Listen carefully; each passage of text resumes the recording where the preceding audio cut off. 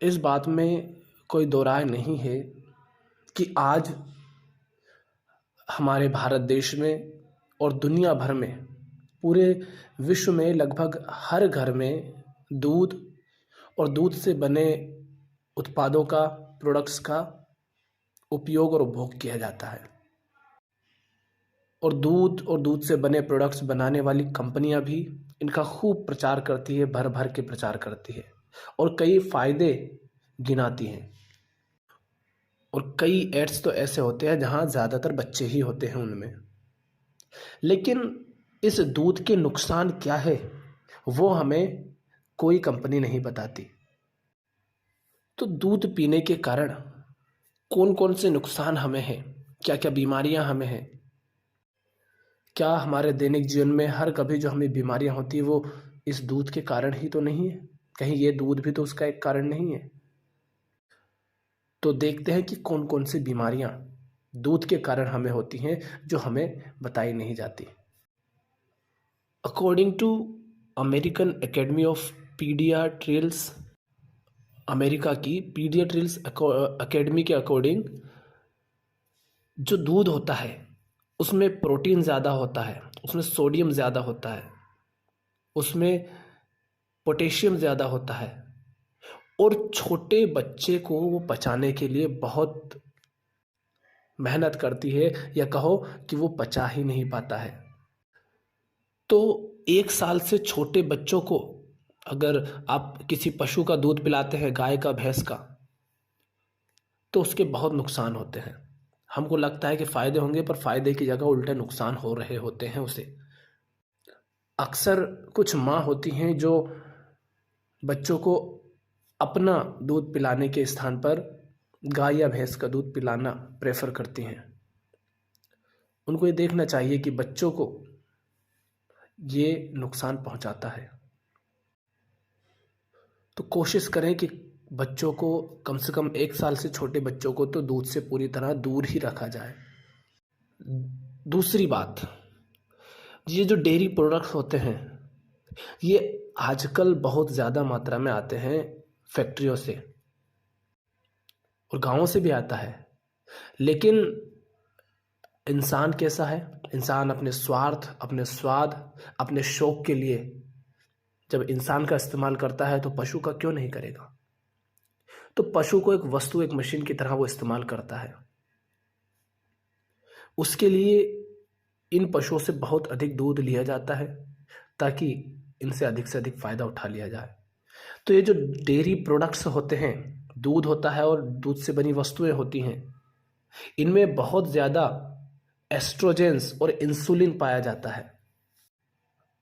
And consuming dairy products can lead to excess level of these hormones in the body which are linked to breast and prostate cancer। तो अधिक insulin और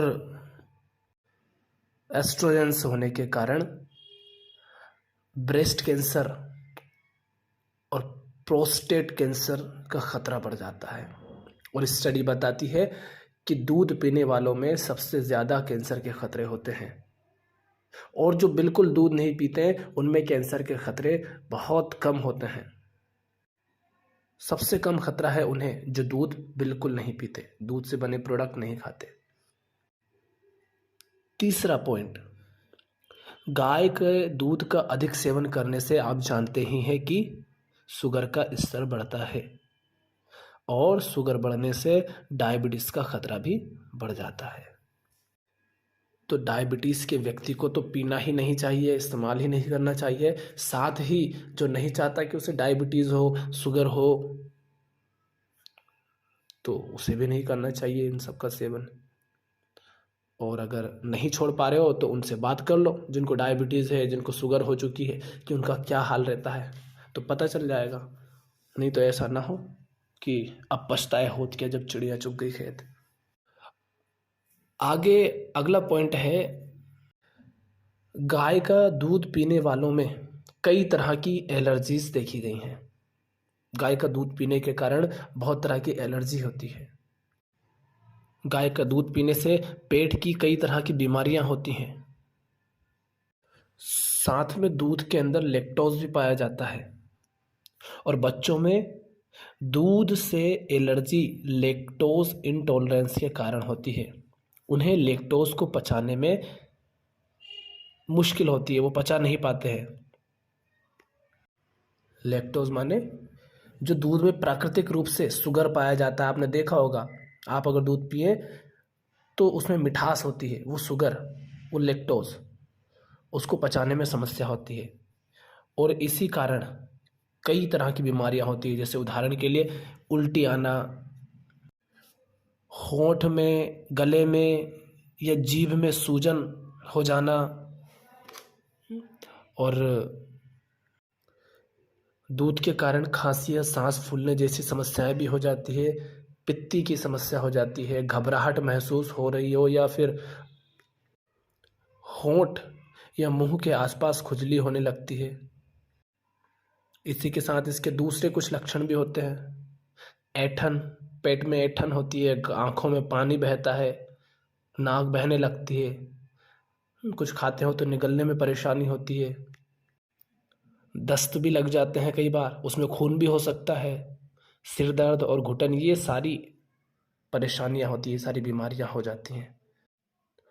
और नहीं होती है तो कहीं ना कहीं इनका खतरा बना रहता है। तो इसका उपाय क्या है? इसका सबसे बेहतर उपाय तो यह है कि जितना हो सके दूध और दूध से बने प्रोडक्ट्स जैसे घी, छाछ, मक्खन, पनीर, चीज़, क्रीम, कस्टर्ड, इन सब के सेवन से बचें और इन सब से रहित विकल्प जो हों उनको तलाशें, जिनमें पोषक तत्व हों, जिनमें कैल्शियम हो, विटामिन डी हो, प्रोटीन हो। माने दूध से जो कुछ तुम्हें मिल रहा था वो उस दूसरे प्रोडक्ट से मिल जाए, ऐसे प्रोडक्ट्स तलाश लो और उनका इस्तेमाल करो। और दुनिया भर में 60 से 70% लोग हैं जो लैक्टोज इंटॉलरेंस की बीमारी से ग्रस्त हैं। दुनिया भर में 60 से 70%।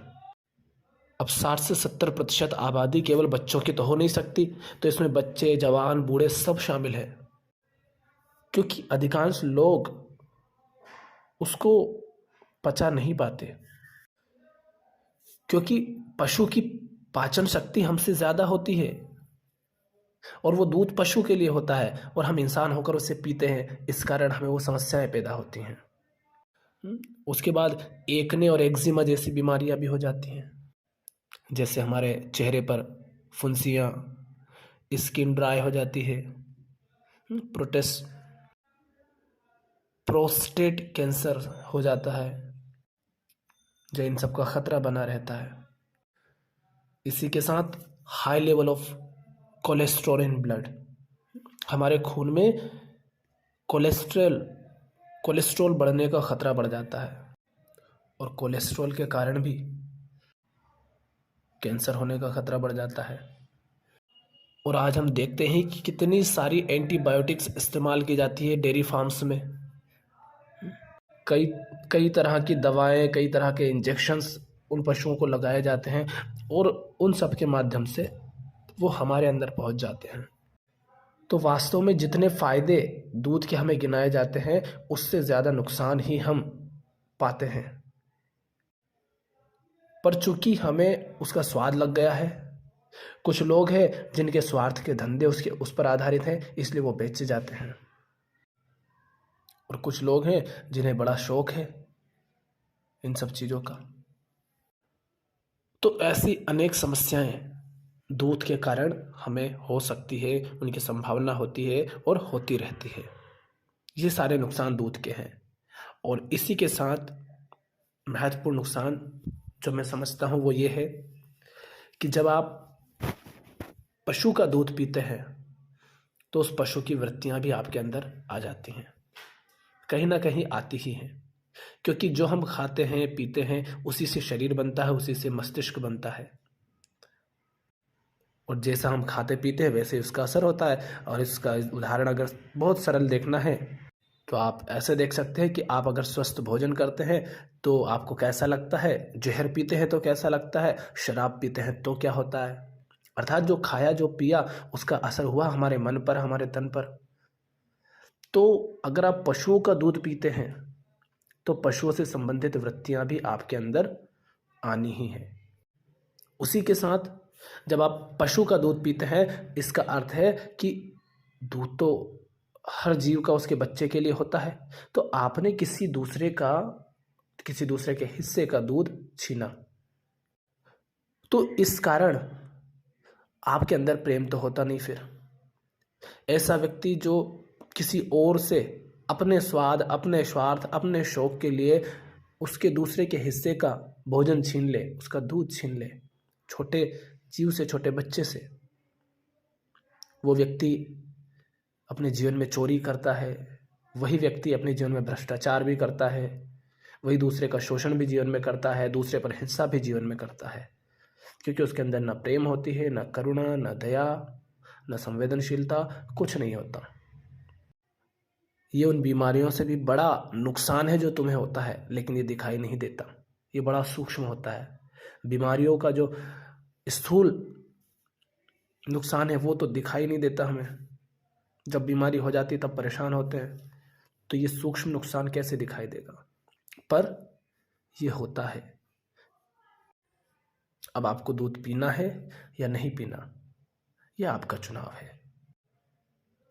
बस इतना है कि दूध से आपको नुकसान होते हैं, बीमारियां होती हैं, कई तरह की दिक्कतें होती हैं, और दूध के कारण आपके जीवन में पशुओं से संबंधित वृत्तियां आती हैं, और जो व्यक्ति दूध पीता है वो हिंसक होता है। जान से बूझते अगर वो किसी पशु का दूध पी रहा है, उसके बच्चे के हिस्से का छीनकर, तो वो उसका मन दूसरे का शोषण करने वाला हो जाता है, भ्रष्टाचारी हो जाता है, दूसरे का दर्द नहीं समझ पाता, वो असंवेदनशील हो जाता है, वो देख ही नहीं पाता है कि जिस जीव के हिस्से का वो दूध चुरा रहा है वो जीव उम्र में कितना छोटा है। ऐसे लोगों में प्रेम की बहुत कमी पाई जाती है। आज के लिए इतना ही। धन्यवाद।